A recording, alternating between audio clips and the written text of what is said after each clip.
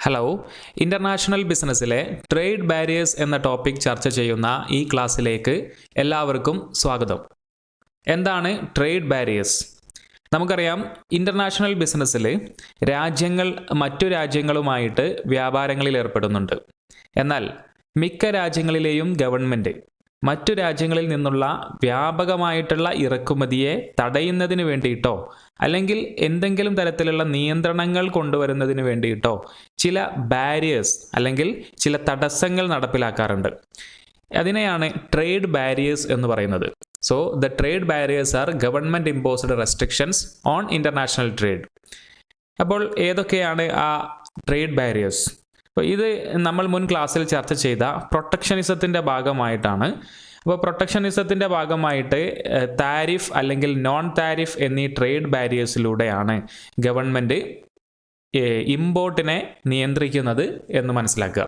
അപ്പോൾ എന്തൊക്കെയാണ് ഈ താരിഫ് അല്ലെങ്കിൽ നോൺ താരിഫ് ബാരിയേഴ്സ് എന്നുള്ളതാണ് നമ്മൾ ചർച്ച ചെയ്യാൻ പോകുന്നത്. ടൈപ്സ് ഓഫ് ബാരിയേഴ്സ്, ഏതെല്ലാം ബാരിയേഴ്സ് ആണുള്ളത് എന്ന് നമ്മൾ പറഞ്ഞു. താരിഫ് അല്ലെങ്കിൽ നോൺ താരിഫ് ബാരിയേഴ്സ്, ഇവ രണ്ടുമാണുള്ളത്. അപ്പോൾ താരിഫ് ബാരിയേഴ്സ് എന്ന് പറഞ്ഞു കഴിഞ്ഞാൽ എന്താണ്? A tariff is a tax imposed on imports or exports. ഇറക്കുമതിക്കോ അല്ലെങ്കിൽ കയറ്റുമതിക്കോ ചുമത്തുന്ന നികുതിയെയാണ് താരിഫ് എന്ന് പറയാം. അപ്പോൾ ടാക്സ് ഏർപ്പെടുത്തിക്കൊണ്ടുള്ള നിയന്ത്രണങ്ങളാണ് താരിഫ്. അപ്പോൾ it affects the price of the product. തീർച്ചയായിട്ടും ഇത് പ്രൊഡക്റ്റിൻ്റെ വിലയെ ബാധിക്കുന്നുണ്ട്. അതായത് വിദേശത്തു നിന്നും ഒരു പ്രൊഡക്റ്റ് ഇമ്പോർട്ട് ചെയ്യുമ്പോൾ ആ പ്രൊഡക്റ്റിൻ്റെ വിലയോടൊപ്പം നമ്മുടെ രാജ്യം അല്ലെങ്കിൽ ഒരു രാജ്യം ചുമത്തുന്ന നികുതിയും കൂടെ ചേർക്കുമ്പോൾ അതിൻ്റെ വില കൂടുന്നുണ്ടല്ലോ. അതുകൊണ്ടാണ് it effect the price of the product എന്ന് പറയുന്നത്. മാത്രമല്ല, ഇതോടൊപ്പം താരിഫിനെ കുറിച്ച് നമ്മൾ മനസ്സിലാക്കുന്നതിനോടൊപ്പം താരിഫ് എന്ന പദം എങ്ങനെയാണ് വന്നത് എന്നുകൂടെ ഒന്നറിയാം. താരിഫ എന്ന സ്പാനിഷ് ടൗൺ എന്ന അർത്ഥം വരുന്ന പദത്തിൽ നിന്നാണത്രേ താരിഫ് എന്ന പദം ഡിറൈവ് ചെയ്തു വന്നത് എന്ന് പറയപ്പെടുന്നു. അതേപോലെ മറ്റൊരു രീതിയിലും ഇത് വന്നതിനെക്കുറിച്ച് പറയുന്നത് ഇങ്ങനെയാണ്: താരിഫ എന്ന ഇറ്റാലിയൻ പദത്തിൽ നിന്നാണ് ഇത് വന്നത് എന്നും ഇതിൻ്റെ ഒറിജിൻ എന്നും അഭിപ്രായമുണ്ട്. അപ്പോൾ ജസ്റ്റ് ഇതൊന്ന് മനസ്സിലാക്കി വെച്ചാൽ മതി. ഇനി നോൺ താരിഫ് ബാരിയേഴ്സ് എന്താണ് എന്ന് നോക്കാം. A non tariff barrier is any barrier other than tariff. അതായത് താരിഫ് ഏർപ്പെടുത്തിക്കൊണ്ടല്ലാതെ മറ്റ് ഏതെല്ലാം ബാരിയേഴ്സ് ഉണ്ടോ അതെല്ലാം എന്തിൽ പെടും? നോൺ താരിഫ് ബാരിയേഴ്സിൽ പെടും. അപ്പോൾ that raises an obstacle to free flow of goods in overseas market. ഇത് തീർച്ചയായിട്ടും ഓവർസീസ് മാർക്കറ്റിലെ ഫ്രീ ഫ്ലോ ഓഫ് ഗുഡ്സിനെ ഒരു തടസ്സമായിട്ട് നിൽക്കും. മാത്രമല്ല, non tariff barriers do not effect the price of the imported goods. ഒരു പ്രൊഡക്റ്റ് ഇമ്പോർട്ട് ചെയ്യുമ്പോൾ അതിൻ്റെ വിലയെ, നേരത്തെ താരിഫിൽ പറഞ്ഞ പോലെ അതിൻ്റെ വിലയെ ഇത് ബാധിക്കുന്നില്ല. നോൺ താരിഫ് ബാരിയേഴ്സ് ബാധിക്കുന്നില്ല. പക്ഷേ എന്തിനെ ബാധിക്കും? The quantity of imports. അതിൻ്റെ ഇമ്പോർട്ട് ചെയ്യപ്പെടുന്ന ഉൽപ്പന്നങ്ങളുടെ അളവിനെ അല്ലെങ്കിൽ ക്വാണ്ടിറ്റിയെ ഇത് ബാധിക്കും. അതെങ്ങനെയാണ് എന്നുള്ളത് നമ്മൾ വിശദമായി പറയുമ്പോൾ മനസ്സിലാവും. സോ രണ്ട് ടൈപ്സ് ബാരിയേഴ്സ് ആണുള്ളത്: tariff and non tariff barriers. ഇനി താരിഫ് ബാരിയേഴ്സിൻ്റെ പ്രധാനപ്പെട്ട താരിഫ് ബാരിയേഴ്സ് ഏതൊക്കെയാണ് എന്നാണ് നമ്മൾ നോക്കുന്നത്. ഒന്നാമത്തത് സ്പെസിഫിക് ഡ്യൂട്ടിയാണ്. സ്പെസിഫിക് ഡ്യൂട്ടി എന്ന് പറഞ്ഞാൽ duty is payable on the basis of some units, length, weight, volume etcetera. അതായത് ഈ രൂപത്തിൽ എന്തെങ്കിലും ഒരു മെഷർമെൻറ്റ്, ലൈക്ക് വെയ്റ്റ് ആവാം, വോളിയം ആവാം, ലെങ്ത് ആവാം, യൂണിറ്റ് ആവാം, ഇതിൻ്റെയൊക്കെ അടിസ്ഥാനത്തിൽ എണ്ണത്തിലോ തൂക്കത്തിലോ ഒക്കെ ഒരു നിശ്ചിത സ്പെസിഫിക് ഡ്യൂട്ടി ഫിക്സ് ചെയ്യുകയാണെങ്കിൽ അതിനെയാണ് സ്പെസിഫിക് ഡ്യൂട്ടി എന്ന് പറയാം. ഫോർ എക്സാമ്പിൾ, നമ്മളൊരു ജസ്റ്റ് ഒന്ന് ഇമാജിൻ ചെയ്യാം. നമ്മൾ വിദേശത്ത് നിന്നും നമ്മുടെ രാജ്യത്തിനകത്തേക്ക് പഞ്ചസാര ഇമ്പോർട്ട് ചെയ്യുകയാണെന്ന് കരുതുക. അപ്പോൾ അവിടെ തൂക്കത്തിൻ്റെ അടിസ്ഥാനത്തിലാണ് ടാക്സ് നിശ്ചയിക്കുന്നത് എങ്കിൽ അത് സ്പെസിഫിക് ഡ്യൂട്ടിയാണ്. അപ്പോൾ 1 കിലോക്ക് 1 രൂപ സ്പെസിഫിക് ഡ്യൂട്ടി ഈടാക്കുന്നുവെന്ന് കരുതൂ, ടാക്സ് ഈടാക്കുന്നുവെന്ന് കരുതൂ. അങ്ങനെയെങ്കിൽ അത് സ്പെസിഫിക് ഡ്യൂട്ടിയാണെന്ന് നമുക്ക് പറയാം. കാരണം ഒരു നിശ്ചിത അളവിനെ അടിസ്ഥാനപ്പെടുത്തിക്കൊണ്ടാണ് അവിടെ പറയുന്നത്. എക്സാമ്പിൾ, ഓയിൽ ഇമ്പോർട്ട് ചെയ്യുമ്പോൾ ഓരോ ബാരലിനും ഇത്ര രൂപ സ്പെസിഫിക് ഡ്യൂട്ടി ഈടാക്കുകയാണ് ചെയ്യുന്നത്. അപ്പോൾ ഇതൊക്കെ ഉദാഹരണമായിട്ട് പറയാം. പക്ഷേ ഇങ്ങനെയാണെങ്കിൽ സ്പെസിഫിക് ഡ്യൂട്ടി ഈടാക്കാൻ പറ്റാത്ത ചില പ്രൊഡക്റ്റുകളുണ്ട്. അതായത് വില കൂടിയ ഒരു പെയിൻറ്റിങ് അല്ലെങ്കിൽ ലക്ഷറി ആയിട്ടുള്ള മറ്റേതെങ്കിലും ഒരു വെഹിക്കിൾ. അപ്പോൾ ഇതൊക്കെ വിദേശ രാജ്യങ്ങളിൽ നിന്ന് ഇമ്പോർട്ട് ചെയ്യുമ്പോൾ ഇതിൻ്റെ എണ്ണം നോക്കിയിട്ടോ തൂക്കം നോക്കിയിട്ടോ അല്ലെങ്കിൽ മറ്റേതെങ്കിലും അളവ് നോക്കിയിട്ടോ നമുക്ക് ടാക്സ് നിശ്ചയിക്കാൻ സാധിക്കില്ല. അപ്പോൾ പിന്നെ എന്ത് ചെയ്യും? അവിടെയാണ് അഡ് വലറം ഡ്യൂട്ടിയുടെ പ്രസക്തി.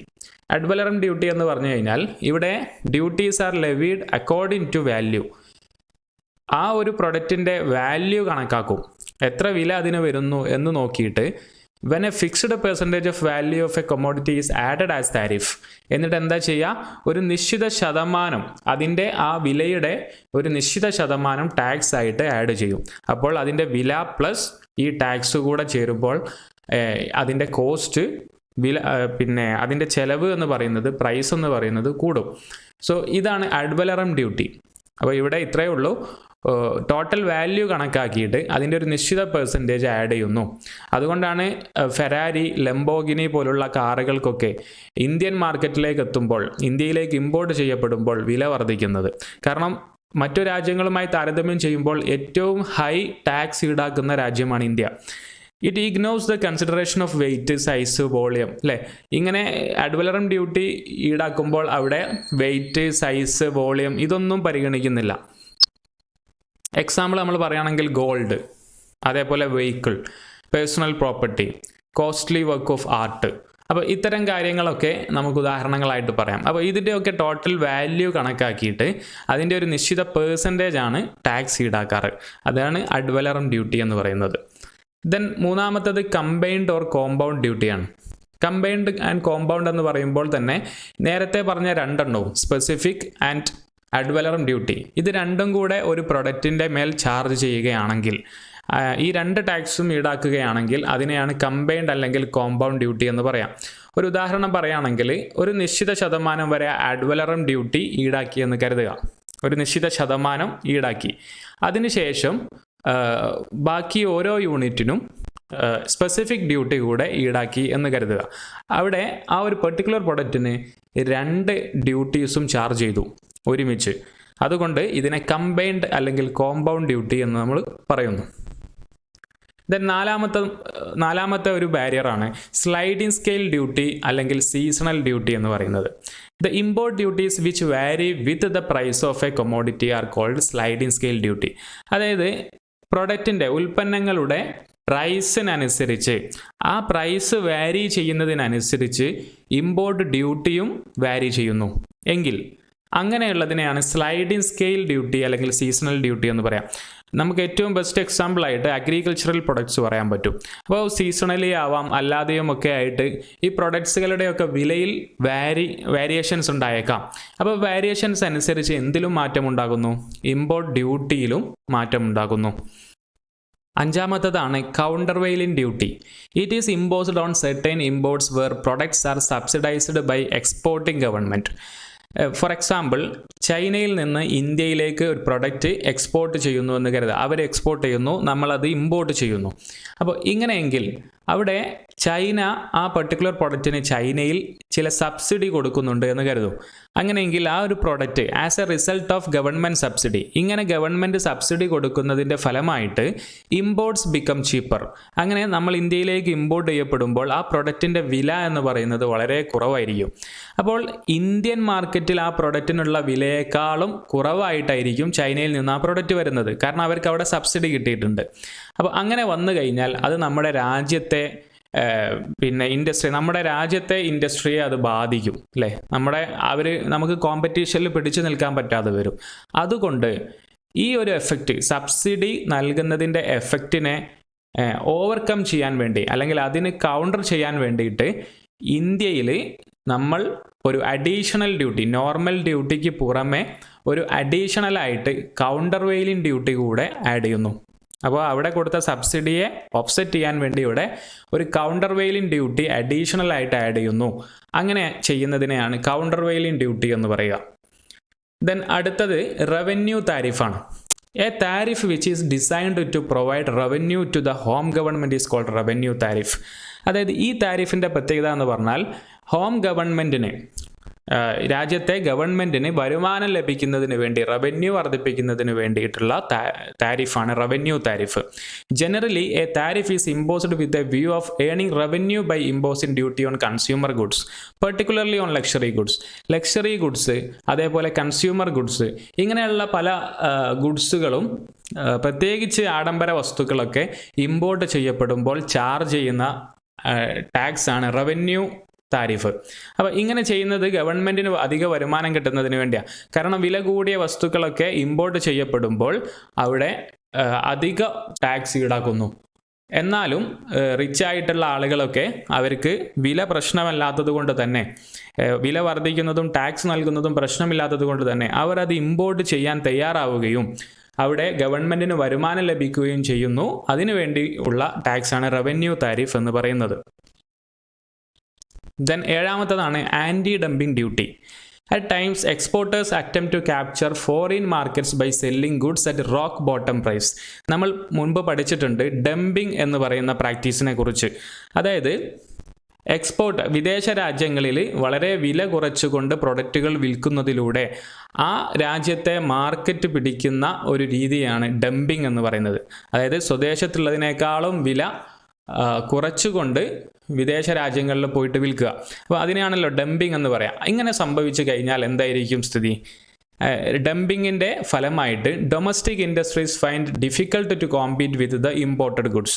ഇങ്ങനെ ഇമ്പോർട്ട് ചെയ്യപ്പെടുന്ന, വില കുറച്ചുകൊണ്ട് ഇമ്പോർട്ട് ചെയ്യപ്പെടുന്ന ഗുഡ്സ് രാജ്യത്തിനകത്തേക്ക് വരുമ്പോൾ തീർച്ചയായിട്ടും ആ രാജ്യത്തിനകത്തെ ഇൻഡസ്ട്രീസ്, ഡൊമസ്റ്റിക് ഇൻഡസ്ട്രീസ് ഇവരുമായിട്ട് ഇമ്പോർട്ടഡ് ഗുഡ്സുമായിട്ട് മത്സരിക്കാൻ പറ്റാതെയായി പോകും. അപ്പോൾ ഇങ്ങനെ ഒരു പ്രശ്നമുള്ളത് കൊണ്ട് തന്നെ ഈ ഡംപിംഗ് എഫക്റ്റിനെ ഓവർകം ചെയ്യുന്നതിന് വേണ്ടി ഒരു ആൻറ്റി ഡംപിംഗ് ഡ്യൂട്ടി അഡീഷണലായിട്ട്, നോർമൽ ഡ്യൂട്ടിക്ക് പുറമെ അഡീഷണലായിട്ട് ആഡ് ചെയ്തുകൊണ്ട് അത്തരം പ്രൊഡക്റ്റുകൾ രാജ്യത്തിനകത്തേക്ക് കൂടുതലായി കടന്നു വരുന്നതിനെ തടയുന്നു. ഇങ്ങനെ തടയാൻ വേണ്ടിയുള്ള ഡ്യൂട്ടിയാണ് ആൻറ്റി ഡംപിംഗ് ഡ്യൂട്ടി എന്ന് പറയുന്നത്. ദെൻ എട്ടാമത്തതാണ് പ്രൊട്ടക്റ്റീവ് താരിഫ്. ഇതും നേരത്തെ പറഞ്ഞ പോലെ ഡൊമസ്റ്റിക് ഇൻഡസ്ട്രിയെ സ്റ്റിഫ് കോമ്പറ്റീഷനിൽ നിന്നും പ്രൊട്ടക്റ്റ് ചെയ്യുന്നതിന് വേണ്ടിയുള്ളതാണ്. അതായത് ഇമ്പോർട്ട് ചെയ്യപ്പെടുന്ന ഗുഡ്സ് വളരെ അധികമായി ഇന്ത്യക്കകത്തേക്ക് വരുമ്പോൾ, അതായത് ഫോർ എക്സാമ്പിൾ ഇന്ത്യക്കകത്ത് ധാരാളമായിട്ട് ഉൽപ്പാദിപ്പിക്കുന്ന ഒരു പ്രൊഡക്റ്റ് ഉണ്ടെന്ന് കരുതുക. അപ്പോൾ നമ്മളെ സംബന്ധിച്ചിടത്തോളം നമുക്കത് ധാരാളം ഇവിടെ അവൈലബിൾ ആണ്. പക്ഷേ വിദേശ രാജ്യങ്ങളിൽ നിന്നും ആ ഗുഡ്സ് ഇവിടേക്ക് ഇമ്പോർട്ട് ചെയ്യപ്പെടുന്നു വില കുറച്ചുകൊണ്ട്. അങ്ങനെ സംഭവിച്ചു കഴിഞ്ഞാൽ തീർച്ചയായിട്ടും ഡൊമസ്റ്റിക് ഇൻഡസ്ട്രിയെ അത് ബാധിക്കും.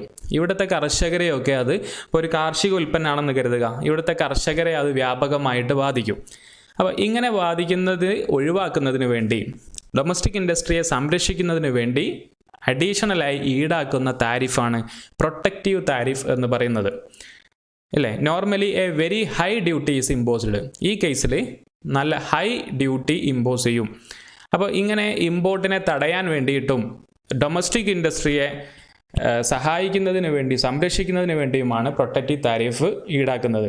ഇപ്പോൾ നമ്മുടെ നാട്ടിലെ റബ്ബർ കർഷകർ, അപ്പോൾ അവരെ സംരക്ഷിക്കുന്നതിന് വേണ്ടി വിദേശത്തു നിന്നും അത്തരം ഉൽപ്പന്നങ്ങൾ ഇന്ത്യയിലേക്ക് കടന്നു വരുന്നതിന് ഹൈ ഡ്യൂട്ടി ചാർജ് ചെയ്ത് കഴിഞ്ഞാൽ ഇവിടെ തന്നെ നമ്മുടെ രാജ്യത്തിനകത്ത് തന്നെയുള്ള കർഷകരുടെ ഉൽപ്പന്നങ്ങൾക്ക് വേണ്ടത്ര വില കിട്ടും. അല്ലാതെ വില കുറച്ചുകൊണ്ടാണ് വരുന്നതെങ്കിൽ നമ്മുടെ രാജ്യത്തെ കർഷകർക്ക് അത് ദോഷകരമായി ബാധിക്കും. അപ്പോൾ അതിനെയൊക്കെ സംരക്ഷിക്കുന്നതിനാണ് ഈ പ്രൊട്ടക്റ്റീവ് താരിഫൊക്കെ. ദെൻ നോൺ താരിഫ് ബാരിയേഴ്സാണ്. ഈ നോൺ താരിഫ് ബാരിയേഴ്സ് എന്ന് പറഞ്ഞാൽ ഇതുവരെ നമ്മൾ പറഞ്ഞത് നികുതി ഏർപ്പെടുത്തിക്കൊണ്ടുള്ള തടസ്സങ്ങൾ സൃഷ്ടിക്കുന്നതിനെ കുറിച്ചാണ്, ബാരിയേഴ്സിനെ കുറിച്ചാണ്. ഇനി നികുതി അല്ലാതെ മറ്റു ഏതെല്ലാം മാർഗങ്ങളിലൂടെ വിദേശ രാജ്യങ്ങളിൽ നിന്നുള്ള വ്യാപകമായിട്ടുള്ള ഇമ്പോർട്ടിനെ നമുക്ക് തടയാം, രാജ്യത്തെ ഗവൺമെൻറ്റിന് തടയാം എന്നുള്ളതാണ് നമ്മൾ നോക്കുന്നത്, നോൺ താരിഫ് ബാരിയേഴ്സ് എന്ന് പറയുന്നത്. അപ്പോൾ അവിടെ പ്രധാനമായിട്ടും താഴെ പറയുന്ന ബാരിയേഴ്സുകളാണ്. ഒന്ന്, കോട്ടാ സിസ്റ്റം. ഈ സിസ്റ്റത്തിൽ ഒരു രാജ്യം, A country may fix in advance the limit of import quantity of a commodity. അതായത് ഒരു രാജ്യം നേരത്തെ തന്നെ ഫിക്സ് ചെയ്യാണ്, ആ രാജ്യത്തിനകത്തേക്ക് ഒരു നിശ്ചിത ക്വാണ്ടിറ്റി ഓഫ് കൊമോഡിറ്റി മാത്രമേ പെർമിറ്റ് ചെയ്യുകയുള്ളൂ, അതിലധികം വരാൻ പാടില്ല എന്ന് പറയുകയാണ്. അപ്പോൾ ഒരു കോട്ട നിശ്ചയിക്കുകയാണ്. ഈ കോട്ടയ്ക്ക് പുറത്തേക്ക് പോകാൻ പാടില്ല. അപ്പോൾ അതായത് ഒരു ലിമിറ്റ്, ഒരു പരിധി നിശ്ചയിക്കുകയാണ് ഇവിടെ ചെയ്യുന്നത്. അപ്പോൾ ഈ കോട്ട സിസ്റ്റം തന്നെ 4-5 ഡിവൈഡ് ചെയ്തിട്ടുണ്ട്. നമുക്ക് നോക്കാം ഏതൊക്കെയാണ്. ഒന്ന്, താരിഫ് കസ്റ്റം കോട്ട. അപ്പോൾ certain specified quantity of imports is allowed at duty free or at a reduced rate of import duty. അപ്പോൾ ഒരു നിശ്ചിത ക്വാണ്ടിറ്റി ഇമ്പോർട്ട് ചെയ്യാനുള്ള അനുവാദം നൽകുന്നതാണിത്. ആ നിശ്ചിത ക്വാണ്ടിറ്റിക്ക് മുകളിൽ ഇമ്പോർട്ട് ചെയ്യുകയാണെങ്കിൽ അവിടെ എന്ത് നൽകേണ്ടി വരും? അഡീഷണൽ അല്ലെങ്കിൽ ഹൈ റേറ്റ് ഓഫ് ഡ്യൂട്ടി നൽകേണ്ടി വരും. പക്ഷേ ഈ ഗവൺമെൻറ് പറയുന്ന ഒരു നിശ്ചിത ക്വാണ്ടിറ്റി മാത്രമാണ് ഇറക്കുമതി ചെയ്യുന്നതെങ്കിൽ അത് ഫ്രീ ആയിട്ടോ അല്ലെങ്കിൽ വളരെ കുറഞ്ഞ റേറ്റിനോ ഇറക്കുമതി ചെയ്യാം. അപ്പോൾ ഇതാണ് താരിഫ് ഓർ കസ്റ്റംസ് കോട്ട എന്ന് പറയുന്നത്. അപ്പോൾ നമ്മൾ കേൾക്കാറുണ്ട് ഗൾഫിൽ നിന്നൊക്കെ പ്രൊഡക്ട്സുകൾ കൊണ്ടുവരികയാണെങ്കിൽ അവിടെ ഒരു നിശ്ചിത ക്വാണ്ടിറ്റി അളവ് വരെ കൊണ്ടുവരികയാണെങ്കിൽ അത് ഫ്രീ ആണ്, അവിടെ ടാക്സ് അടിക്കണ്ട. പക്ഷേ അല്ലെങ്കിൽ വളരെ കുറഞ്ഞ ടാക്സ് മാത്രം അടിച്ചാൽ മതി. പക്ഷേ വലിയ ക്വാണ്ടിറ്റി കൊണ്ടുവരികയാണെങ്കിൽ അവിടെ ആ കോട്ടയുടെ ലിമിറ്റ് കഴിഞ്ഞു. അതുകൊണ്ട് തന്നെ അവിടെ ഹൈ റേറ്റ് ടാക്സ് ഈടാക്കും, അത് പേ ചെയ്യേണ്ടി വരും. അപ്പോൾ ഇതാണ് താരിഫ് കസ്റ്റംസ് കോട്ട എന്ന് പറയുന്നത്. ഇനി രണ്ടാമത്തേതാണ് കോട്ടയുടെ അണ്ടറിൽ വരുന്നത് യൂണിലാറ്ററൽ കോട്ട. യൂണിലാറ്ററൽ കോട്ട എന്ന് പറഞ്ഞാൽ ഒരു രാജ്യം മറ്റു രാജ്യങ്ങളുമായിട്ട് ചർച്ച ചെയ്യാതെ, എക്സ്പോർട്ട് ചെയ്യപ്പെടുന്ന രാജ്യവുമായിട്ടൊന്നും ചർച്ച ചെയ്യാതെ ഏകപക്ഷീയമായിട്ട് ആ രാജ്യം ഒരു കോട്ട ഫിക്സ് ചെയ്യാം. നമ്മുടെ രാജ്യത്തേക്ക് ഇന്ന പ്രൊഡക്റ്റുകൾ വരാൻ പാടുള്ളൂ എന്ന് അവർ നിശ്ചയിക്കുക. ഇങ്ങനെ ഏകപക്ഷീയമായി ചെയ്യുന്നതിനെയാണ് യൂണിലാറ്ററൽ കോട്ട എന്ന് പറയുക. എന്നാൽ ഇങ്ങനെ കോട്ട നിശ്ചയിക്കുമ്പോൾ ഇത് വേറൊരു രാജ്യവുമായിട്ട്, അതായത് എക്സ്പോർട്ടിംഗ് കൺട്രിയും ഇമ്പോർട്ടിംഗ് കൺട്രിയും പരസ്പരം നെഗോഷിയേറ്റ് ചെയ്തുകൊണ്ട് നെഗോഷിയേഷന് ശേഷം ഒരു കോട്ട ഫിക്സ് ചെയ്യുകയാണെങ്കിലോ, അങ്ങനെയെങ്കിൽ അതിനെ ബൈലാറ്ററൽ കോട്ട എന്ന് പറയാം. ബൈലാറ്ററൽ എന്ന് പറയുമ്പോൾ അവിടെ 2 രാജ്യങ്ങൾ വരുന്നു. ഇനി മൂന്നാമത്തത് മൾട്ടിലാറ്ററൽ കോട്ടയാണ്. മൾട്ടിലാറ്ററൽ എന്ന് പറയുമ്പോൾ 2ലും അധികം. അപ്പോൾ a group of countries can come together and fix quotas. ഒരു ഗ്രൂപ്പ് ഓഫ് കൺട്രീസ് ഒരുമിച്ച് കോട്ട ഫിക്സ് ചെയ്യുന്നു. അപ്പോൾ എക്സ്പോർട്ട് ചെയ്യുന്നതിനെക്കുറിച്ചും ഇമ്പോർട്ട് ചെയ്യുന്നതിനെക്കുറിച്ചും ഒരു നിശ്ചിത ചില പ്രൊഡക്ട്സുകളുടെ കോട്ട എത്രത്തോളം വേണമെന്ന് പരസ്പരം ധാരണയിൽ ഫിക്സ് ചെയ്യുന്നതാണ് മൾട്ടിലാറ്ററൽ കോട്ട എന്ന് പറയുന്നത്. അപ്പോൾ ഇതൊക്കെയാണ് കോട്ട എന്ന സിസ്റ്റത്തിൻ്റെ അണ്ടറിൽ നമുക്ക് പറയാനുള്ളത്. ഇനി മറ്റൊരു നോൺ താരിഫ് ബാരിയർ ആയിട്ട് നമുക്ക് പറയാനുള്ളത് പ്രൊഡക്റ്റ് സ്റ്റാൻഡേർഡ്സ് ആണ്. അതായത് മിക്ക ഡെവലപ്ഡ് രാജ്യങ്ങളും അവർ ഒരു നിശ്ചിത പ്രൊഡക്റ്റ് സ്റ്റാൻഡേർഡ്സ് ഫിക്സ് ചെയ്യും. അപ്പോൾ ആ രാജ്യത്തിനകത്തേക്ക് ഇമ്പോർട്ട് ചെയ്യുന്ന ഉൽപ്പന്നങ്ങളുടെ സ്റ്റാൻഡേർഡ്സ് ഒരു എസ്റ്റാബ്ലിഷ്ഡ് സ്റ്റാൻഡേർഡ്സ് ഉണ്ടാവും. അപ്പോൾ ഈ സ്റ്റാൻഡേർഡ്സ് മീറ്റ് ചെയ്തിട്ടില്ലെങ്കിൽ ആ പ്രൊഡക്ട്സുകൾ അവർ സ്വീകരിക്കില്ല, അവർ റിജക്റ്റ് ചെയ്യും. അപ്പോൾ ഈ തരത്തിൽ ഒരു നോൺ താരിഫ് ബാരിയർ ഫിക്സ് ചെയ്യുന്നു. ഇപ്പോൾ ഇത് പ്രൊഡക്റ്റ് സ്റ്റാൻഡേർഡ്സ് എന്ന് പറഞ്ഞാൽ, ഉദാഹരണത്തിന് നമുക്ക് ഫാർമസ്യൂട്ടിക്കൽ പ്രൊഡക്ട്സ് ഒക്കെ പറയാം അല്ലേ. ഒരു നിശ്ചിത സ്റ്റാൻഡേർഡ് ഇല്ലെങ്കിൽ അവരത് സ്വീകരിക്കില്ല. അടുത്തതാണ് domestic or local content requirements. അതായത് ഇവിടെ ഗവൺമെൻറ് ഇമ്പോസ് ചെയ്യുന്ന ഒരു ഡൊമസ്റ്റിക് കണ്ടന്റ് റിക്വയർമെൻറ്റ്സ് ആണ്. അതായത് ഇത് ഡൊമസ്റ്റിക് പ്രൊഡക്ഷൻ ബൂസ്റ്റ് ചെയ്യുന്നതിന് വേണ്ടിയാണ് ഇങ്ങനെ ചെയ്യുന്നത്. അതായത് ഇവിടെ രാജ്യത്തിനകത്ത് വന്നിട്ട് പ്രൊഡക്റ്റ് മാനുഫാക്ചർ ചെയ്യണം എന്ന് പറയാണ്, അല്ലെങ്കിൽ ഒരു കണ്ടീഷൻസ് മുന്നോട്ട് വെക്കുന്നു. അപ്പോൾ ഡൊമസ്റ്റിക്കലി അല്ലെങ്കിൽ ലോക്കലി അവൈലബിൾ ആയിട്ടുള്ള കണ്ടൻറ്റ് ഉപയോഗിച്ച് വേണം പ്രൊഡക്റ്റ് മാനുഫാക്ചർ ചെയ്യാൻ, അത് രാജ്യത്തിനകത്തേക്ക് നിങ്ങൾക്ക് ഇമ്പോർട്ട് ചെയ്യാം എന്നൊക്കെ പറയുകയാണെങ്കിൽ അതൊക്കെ എന്തിൽ വരും? ഡൊമസ്റ്റിക് ഓർ ലോക്കൽ കണ്ടൻറ്റ് റിക്വയർമെൻറ്റ്സിൽ വരും. അപ്പോൾ ഇത് ശരിക്കും ഡയറക്റ്റ്ലി ഇതൊരു റെസ്ട്രിക്ഷൻസ് ആവുന്നില്ലെങ്കിലും ഇൻഡയറക്റ്റ്ലി ഇതൊരു റെസ്ട്രിക്ഷൻസ് തന്നെയാണ്. അപ്പോൾ രാജ്യത്തിനെ സംബന്ധിച്ചിടത്തോളം ലോക്കൽ കണ്ടൻറ്റ് ബൂസ്റ്റ് ചെയ്യാൻ വേണ്ടിയിട്ട് ഗവൺമെൻറ് ഇങ്ങനെയുള്ള നടപടികൾ എടുക്കുന്നത്. ദെൻ നാലാമത്തത് പ്രൊഡക്റ്റ് ലാബലിംഗ് ആണ്. അപ്പോൾ ഇത് നമുക്കറിയാം, ചില രാജ്യങ്ങൾ അവർ ഒരു നിശ്ചിത അവരുടെ ലാബലിംഗ് എങ്ങനെ വേണം, പ്രൊഡക്റ്റിൻ്റെ ലാബലിംഗ് എങ്ങനെ വേണം എന്ന് നേരത്തെ പറയും. അപ്പോൾ അതിൽ ആ രാജ്യത്തിനകത്തുള്ള ഭാഷ ഉൾപ്പെടുത്തണമെന്നോ അങ്ങനെ എന്തെങ്കിലുമൊക്കെ നിബന്ധനകൾ വെക്കും. അപ്പോൾ ആ പ്രൊഡക്റ്റ് ലാബലിംഗ് കറക്റ്റായിട്ട് മീറ്റ് ചെയ്തിട്ടുള്ള പ്രൊഡക്റ്റുകൾ മാത്രമേ ആ രാജ്യത്തിനകത്തേക്ക് അവർ അനുവദിക്കുകയുള്ളൂ. ഇപ്പോൾ യൂറോപ്യൻ യൂണിയനൊക്കെ ഒരു എക്സാമ്പിളാണ്. അടുത്തതാണ് പാക്കേജിംഗ് റിക്വയർമെൻറ്റ്സ്. പാക്കേജ് ചെയ്യുന്നതിൻ്റെ ക്വാളിറ്റി അത് അതത് രാജ്യങ്ങൾ നിഷ്കർഷിക്കുന്ന രൂപത്തിൽ തന്നെ ചെയ്യണം, ഇല്ലെങ്കിൽ അത് റിജക്റ്റ് ചെയ്യപ്പെടും. അപ്പോൾ ഇങ്ങനെ packaging for example European union ആണെങ്കിൽ അവിടെ റീസൈക്ലബിൾ പാക്കേജിംഗ് ആയിരിക്കണം ചെയ്യേണ്ടത് എന്നവർ പറയുന്നു. അപ്പോൾ അങ്ങനെ ചെയ്തിട്ടില്ലെങ്കിൽ പ്രൊഡക്റ്റ് റിജക്റ്റ് ചെയ്യപ്പെടും എന്നതാണ്. ദെൻ ആറാമത്തതാണ് കോൺസുലർ ഫോർമാലിറ്റീസ് എന്ന് പറയുന്നത്. A number of importing countries demand that the shipping document should include consular invoice certified by the consulate stationed in the exporting country എന്നതാണ്. അതായത് കയറ്റുമതി ചെയ്യുന്ന രാജ്യങ്ങളിലെ കോൺസുലേറ്റ് സർട്ടിഫൈ ചെയ്ത ഇൻവോയ്സ് ഉൾപ്പെടുത്തണമെന്ന് ഇമ്പോർട്ടിംഗ് കൺട്രി ആവശ്യപ്പെടുന്ന ഒന്നാണ് ഈ കൺസുലർ ഫോർമാലിറ്റീസ് എന്ന് പറയുന്നത്. അപ്പോൾ ഇങ്ങനെയുള്ള ഫോർമാലിറ്റീസ് വെക്കുന്നതിലൂടെ ഒരു നോൺ താരിഫ് ബാരിയർ മറ്റു രാജ്യങ്ങൾക്ക് മുമ്പിൽ വെക്കാവുന്നതാണ്. ഏഴാമത്തത് സ്റ്റേറ്റ് ട്രേഡിംഗ് ആണ്. അതായത് ഇവിടെ ചില രാജ്യങ്ങൾ ചില കാനലൈസിങ് ഏജൻസീസ് ഉണ്ടാകും, അല്ലെങ്കിൽ ഗവൺമെൻറ്റിൻ്റെ ചില ഏജൻസികൾ ഉണ്ടാവും. അപ്പോൾ അവർക്ക് മാത്രമേ ചില പ്രോഡക്റ്റുകൾ രാജ്യത്തിനകത്തേക്ക് ഇമ്പോർട്ട് ചെയ്യുകയും എക്സ്പോർട്ട് ചെയ്യുകയും ചെയ്യാനുള്ള അനുവാദമുള്ളൂ. അപ്പോൾ അങ്ങനെയുള്ളതാണ് സ്റ്റേറ്റ് ട്രേഡിംഗ് എന്ന് പറയുന്നത്. അപ്പോൾ ഇത്തരം പ്രൊഡക്റ്റുകളൊക്കെ ആയിരിക്കും ഫെർട്ടിലൈസേഴ്സ് അല്ലെങ്കിൽ ഓയിൽ, ഇത്തരം പ്രൊഡക്ട്സുകളൊക്കെ സ്റ്റേറ്റ് ട്രേഡിങ്ങിൻ്റെ ഭാഗമായിട്ട് അല്ലെങ്കിൽ കാനലൈസിങ് ഏജൻസീസ്, ഗവൺമെൻറ്റിൻ്റെ ചില ഏജൻസീസുകൾ ത്രൂ മാത്രമേ ഇതിൻ്റെ ഇമ്പോർട്ടും എക്സ്പോർട്ടും പാടുള്ളൂ എന്ന് പറയും. അപ്പോൾ ഇതാണ് സ്റ്റേറ്റ് ട്രേഡിംഗ് എന്ന് പറയുന്നത്. ദെൻ എട്ടാമത്തത് പ്രിഫറൻഷ്യൽ അറേഞ്ച്മെൻറ്റ്സ് ആണ്. ചില രാജ്യങ്ങൾ തമ്മിൽ എന്ത് ചെയ്യുമെന്ന് വെച്ചാൽ some nations form trading groups for preferential arrangements. അവർ ചില ട്രേഡിംഗ് ഗ്രൂപ്പുകൾ ഫോം ചെയ്യും. അപ്പോൾ ഇത് ഇൻ്റർനാഷണൽ ബിസിനസ് എളുപ്പമാക്കുന്നതിന് വേണ്ടി കുറച്ച് രാജ്യങ്ങൾ ചേർന്നിട്ട് ഒരു ട്രേഡിംഗ് ഗ്രൂപ്പ് ഉണ്ടാകും. അങ്ങനെ ചെയ്തിട്ട് അവർ പരസ്പരം ചില പ്രിഫറൻസസുകൾ, മുൻഗണനകൾ നൽകുകയും അവർ പരസ്പരം ഇമ്പോർട്ട് ചെയ്യുന്നതും എക്സ്പോർട്ട് ചെയ്യുന്നതിനും ഒരു ധാരണയിലെത്തുകയും ഒക്കെ ചെയ്യും. പക്ഷേ those from other countries are subject to various tariff and other regulations. ഇതിൽ പെടാത്ത മറ്റു രാജ്യങ്ങൾ, അവരെ സംബന്ധിച്ചിടത്തോളം അവർക്ക് മുമ്പിലേക്ക് എന്ത് ചെയ്യുകയും ചെയ്യും, ചില റെസ്ട്രിക്ഷൻസുകൾ, താരിഫ്, മറ്റു റെഗുലേഷൻസുകളൊക്കെ വെച്ച് റെസ്ട്രിക്ഷൻസുകൾ വെക്കുകയും ചെയ്യും. അപ്പോൾ ഇങ്ങനെ ചെയ്തു കഴിഞ്ഞാലും ഇതൊരു നോൺ താരിഫ് ബാരിയർ ആയിട്ട് നമുക്ക് പറയാം. ദെൻ ഒമ്പതാമത്തത് ഫോറിൻ എക്സ്ചേഞ്ച് റെഗുലേഷൻസ് ആണ്. The importer has to ensure that adequate foreign exchange is available for importing goods by obtaining a clearance from Exchange Control Authority. Exchange control അതോറിറ്റിയിൽ നിന്ന് clearance നേടിയിട്ട് goods import ചെയ്യുന്നതിനാവശ്യമായിട്ടുള്ള foreign exchange അല്ലെങ്കിൽ വിദേശ currency available ആണ് എന്ന് എല്ലാ ഇമ്പോർട്ടറും, ഒരു ഇമ്പോർട്ടർ ഉറപ്പാക്കണം എന്ന് പറയുന്നതാണ് ഫോറിൻ എക്സ്ചേഞ്ച് റെഗുലേഷൻ എന്ന് പറയുന്നത്. അപ്പോൾ ഇവിടെ ഫോറിൻ എക്സ്ചേഞ്ചിൻ്റെ അവൈലബിലിറ്റി ഉറപ്പാക്കണം എന്നുള്ളതാണ്. അപ്പോൾ ഇങ്ങനെ ചില മാനദണ്ഡങ്ങൾ മുന്നോട്ട് വെക്കുന്നതും ഒരു ബാരിയറാണ്. ഇനി ലൈസൻസ് ആണ്. ലൈസൻസ് നമുക്കറിയാവുന്നതാണ്.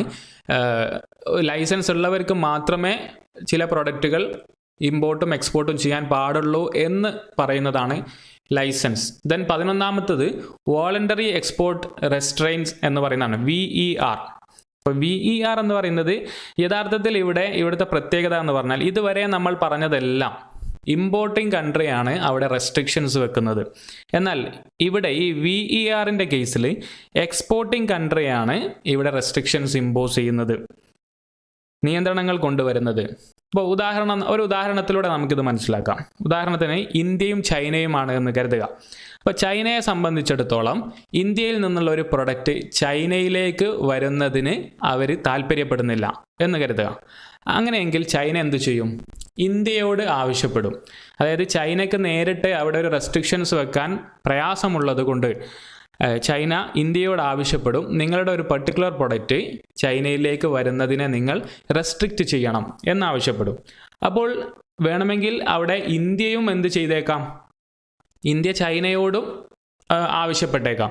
ഇന്ത്യ ചൈനയോട് പറയും, നിങ്ങളുടെ രാജ്യത്ത് നിന്ന് ഞങ്ങൾ അങ്ങനെ ചെയ്യാം, VER ചെയ്യാം, പക്ഷേ നിങ്ങളുടെ രാജ്യത്ത് നിന്ന് ഇന്ത്യയിലേക്ക് വരുന്ന ഒരു പർട്ടിക്കുലർ പ്രൊഡക്റ്റിനെയും നിങ്ങൾ ഇതേപോലെ റെസ്ട്രിക്റ്റ് ചെയ്യണം എന്ന് പറയുകയാണെന്ന് കരുതുക. അപ്പോൾ ഇങ്ങനെ ചെയ്യുന്നതിനെയാണ് വോളണ്ടറി എക്സ്പോർട്ട് റെസ്ട്രെയിൻ എന്ന് പറയുക. അപ്പോൾ ഇത് എക്സ്പോർട്ടിംഗ് കൺട്രി തന്നെയാണ് ഇത് ഇംപ്ലിമെൻറ്റ് ചെയ്യുന്നത് എന്നതാണ് ഇവിടുത്തെ പ്രത്യേകത. But this limit is self-imposed by the exporting country. ഒരു ഉദാഹരണം പറയുകയാണെങ്കിൽ ഇവിടെ നിങ്ങൾക്ക് കാണാം VER imposed by Japan. On the export of Japanese manufactured cars into the US. US-ലേക്കുള്ള ജപ്പാൻ നിർമ്മിത കാറുകൾ എക്സ്പോർട്ട് ചെയ്യുന്നതിൽ ജപ്പാൻ എന്ത് ചെയ്തു? ഒരു VER ഇമ്പോസ് ചെയ്തു. അപ്പോൾ ഇതൊരു ഉദാഹരണമാണ്. അപ്പോൾ ഇങ്ങനെ എക്സ്പോർട്ടിംഗ് കൺട്രി തന്നെ നിയന്ത്രണങ്ങൾ കൊണ്ടുവരുന്നതാണ് വോളണ്ടറി എക്സ്പോർട്ട് റെസ്ട്രെയിൻ എന്ന് പറയുന്നത്. ദെൻ 12ാമത്തേത് നമുക്ക് പരിചയമുള്ള എംബാർഗോസ് ആണ്. അതായത് ഇത് എന്ന് പറഞ്ഞാൽ ഒരു പെർട്ടിക്കുലർ പ്രൊഡക്റ്റിൻ്റെ കംപ്ലീറ്റ് ബാൻ ആണ്, അല്ലേ? Official ban, complete official ban ചില പ്രൊഡക്ട്സുകൾക്ക് രാജ്യം ഏർപ്പെടുത്തുകയാണെങ്കിൽ അതിനെയാണ് എംബാർഗോസ് എന്ന് പറയാം. ഫോർ എക്സാമ്പിൾ, ലഹരി ഉള്ള എന്തെങ്കിലും ഒരു പ്രൊഡക്റ്റ് ആണെങ്കിൽ അത് ഇന്ത്യ രാജ്യം അതിനൊരു ഒഫീഷ്യൽ ബാൻ അങ്ങനെയുള്ള പ്രൊഡക്റ്റുകൾക്ക് ഏർപ്പെടുത്തുകയാണെങ്കിൽ അങ്ങനെയുള്ളതാണ് എംബാർഗോസ് എന്ന് പറയുന്നത്. ദെൻ അവസാനത്തതാണ് അതർ നോൺ താരിഫ് ബാരിയേഴ്സ്. അപ്പോൾ ഇതിലെല്ലാം ഉൾപ്പെടാത്ത വേറെയും നോൺ താരിഫ് ബാരിയേഴ്സ് നമുക്ക് കാണാവുന്നതാണ്. അപ്പോൾ ഉദാഹരണത്തിന് ഹെൽത്ത് ആൻഡ് സേഫ്റ്റി റെഗുലേഷൻസ് വെച്ചുകൊണ്ട്, ടെക്നിക്കൽ ഫോർമാലിറ്റീസ് വെച്ചുകൊണ്ട്, മറ്റു ചില എൻവയോൺമെൻറ്റൽ റെഗുലേഷൻസുകൾ വെച്ചുകൊണ്ടൊക്കെ മറ്റു രാജ്യങ്ങൾക്ക് മുമ്പിൽ രാജ്യങ്ങൾ എന്ത് ചെയ്യും? അതത് രാജ്യങ്ങളിലെ ഗവൺമെൻറ് ചില റെസ്ട്രിക്ഷൻസുകൾ വെക്കും. അപ്പോൾ നമുക്ക് അവസാനിപ്പിക്കാം. അതിനു മുമ്പേ tariff barriers ensures revenue for a government. അപ്പോൾ താരിഫ് ബാരിയേഴ്സ് വെക്കുന്നതിലൂടെ ഗവൺമെൻറ്റിന് എന്ത് കിട്ടുന്നുണ്ട്? റവന്യൂ കിട്ടുന്നുണ്ട്. പക്ഷേ നോൺ താരിഫ് ബാരിയേഴ്സ് വെക്കുന്നതിലൂടെ റവന്യൂ വരുന്നുണ്ടോ? ഇല്ല, അഡീഷണൽ റവന്യൂ ഒന്നും വരുന്നില്ല എന്നുള്ളതും നമ്മൾ മനസ്സിലാക്കുക. സോ ഇത്രയും കാര്യങ്ങളാണ് tariff and non tariff barriers എന്ന ടോപ്പിക്കുമായി ബന്ധപ്പെട്ട് നമുക്ക് പറയാനുള്ളത്. UGC നെറ്റിനും എം.കോം MBA തുടങ്ങിയിട്ടുള്ള വിദ്യാർത്ഥികൾക്കുമെല്ലാം ഇത് വളരെയധികം ഉപകാരപ്പെട്ട പ്രധാനപ്പെട്ട ഒരു ടോപ്പിക്കാണ്. നിങ്ങളുടെ അഭിപ്രായങ്ങൾ രേഖപ്പെടുത്താം. Thank you very much.